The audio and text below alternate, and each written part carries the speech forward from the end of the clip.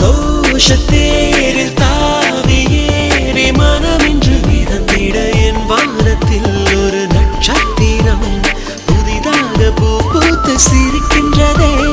எங்கே எங்கே என்று தினந்தோறும் நான் எதிர்பார்த்து